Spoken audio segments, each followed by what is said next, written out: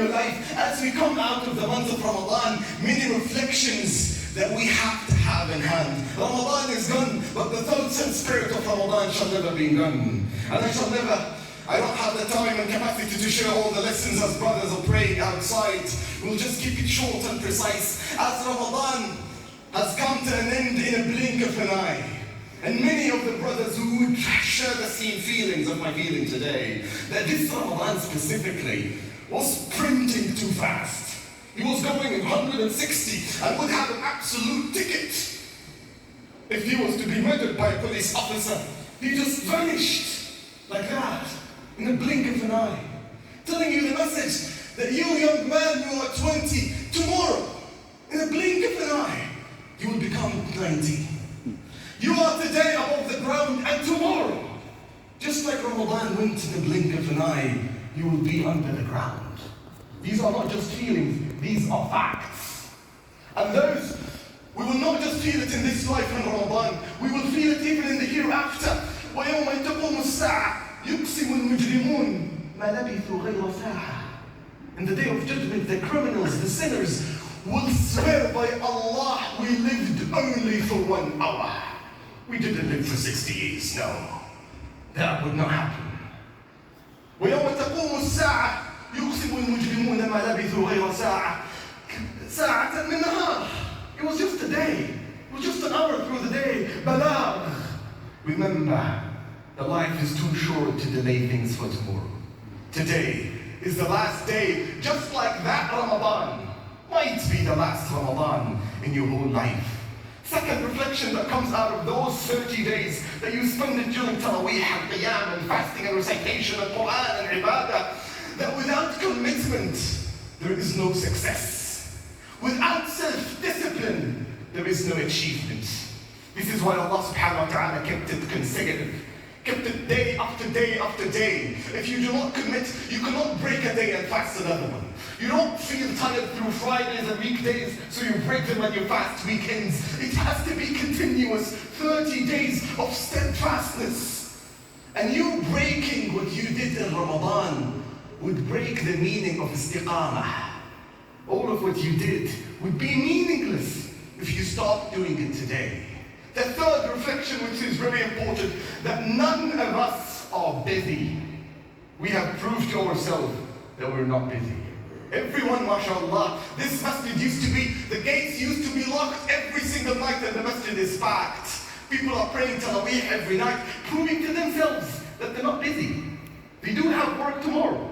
They do have family commitments. Everything was the same in Ramadan, outside Ramadan, but it's a matter of priority. Where do you put Allah subhanahu wa ta'ala? You used to put Him always 5th and 6th and 10th. You work and your family and your children were always above Allah. Ramadan came and pushed some spirits. Allah locked the shayateen, opened the doors of heaven, locked the doors of hellfire. So you came to Him and you showed Him that Allah, you're the first to me. But whether to be in or outside Ramadan, that's the challenge. And that's the lesson that we all get of it. All the prayers that we pray, brothers and sisters, in Ramadan, all the supplications that you made right here, it doesn't work like a magic stick. Keep that in mind. Just like Yunus alayhi salam stayed in the whale's belly for 40 days, and Nuh alayhi salam stayed in the ship in the ark for 40 days, just like Musa alayhi salam waited 40 years before Fir'aun drowned, you have to demonstrate the patience to Allah subhanahu wa ta'ala. What's the value of patience if Allah gave you what you want on the spot? What's the value of faith if you just get what you want the moment you ask Allah for it? What's the value of steadfastness if things didn't get worse or even harder?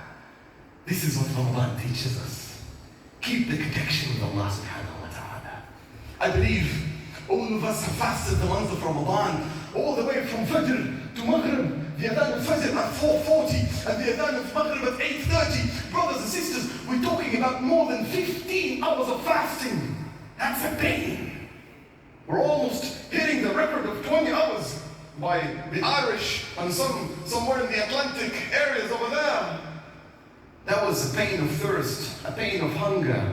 But I bet none of us remember that pain anymore. But what you do remember is the sweetness of the first bite of the date when the adhan of Maghrib comes in. What you do remember is the first sip of water after breaking your fast. That sweetness is what you remember. And the same thing and the same reflection comes back to you here.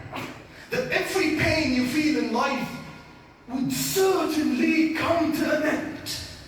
Every difficulty, brothers and sisters, come to an ease. But you have to wait for the sunset. And maybe your sun hasn't set yet. And Allah subhanahu wa ta'ala has timings for you. Allah has ajal, has a schedule, has planning.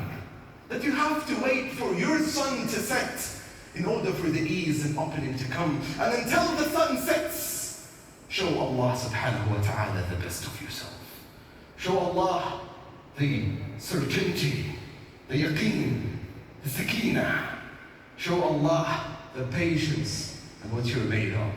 Barakallahu li wa lakum.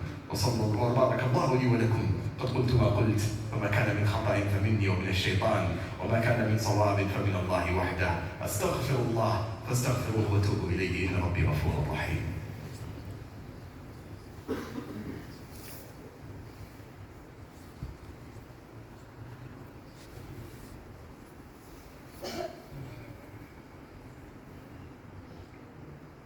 الحمد لله وحده والصلاة والسلام على من لا نبي بعده وبعد.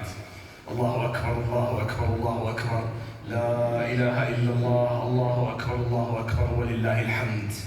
As Prophet Muhammad sallallahu alayhi wa sallam was giving a khutbah of Eid, and it happened at his time once that the Jum'ah comes together with the Eid at once, and he said, أيها الناس اجتمع عليكم اليوم عيدين. Today, two Eids has come to you at once, the Eid of Jum'ah and the Eid of Al-Fitr. And Prophet Muhammad sallallahu alayhi wa sallam gave the permission for those who attended the Eid not to attend the Friday prayer. And he gave the sunnahs that we all know of him, to have the ightisal and wear the best of your thobe and the best of perfume, and to eat the dates before you come, and to take the shower, and to walk, not to ride, to Salat Eid al-Fitr, and to come back to your house from a different route than the one you came to. Yet our scholars would come to tell us that Salat al-Eid and Salat al-Jum'ah is an ongoing ikhtilaf, an ongoing discussion. Yet, it's not recommended, as Prophet Muhammad ﷺ gave the permission not to attend Salat al-Jum'ah, but he himself attended both the Friday and the Eid. And Friday is fardu ayn, yet Salat al-Eid is a sunnah mu'akkada according to the Maliki and the Shafi'i school of thought. And it's fardu kifaya according to al-Hanbali, and it's wajib according to al-Ahnaf.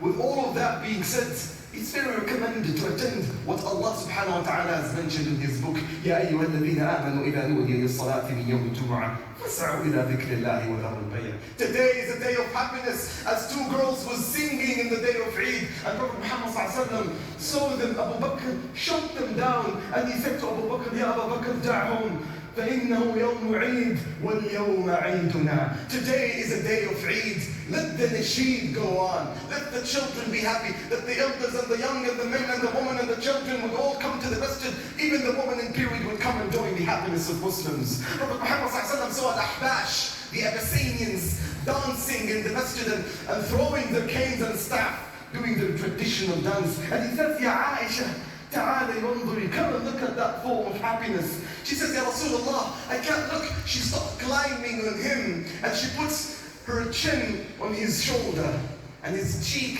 her cheek is attached to his cheek, and she's enjoying the scene. Sallallahu alayhi wa sallam. He says, أفرغتِ يا Aisha, are you done? She says, no, I'm not. I'm enjoying it. He says, أفرغتِ يا Aisha? No, for a second time, I want to see it, Ya Rasulullah, for the third time. أفرغتِ يا Aisha? She says, نعم يا Rasulullah. Today is a day where you form the happiness and the smile with your family, your children, and in the community. And make sure to gather around, cheer up, and distribute the happiness around each other. Hug each other, and kiss each other, and shake hands, and let the heart and spirits shake. ثم بعد هذا اعلموا أن الله أمركم بأمر بدأ فيه بنفسه فقال عز من قائل حكيما إن الله وملائكته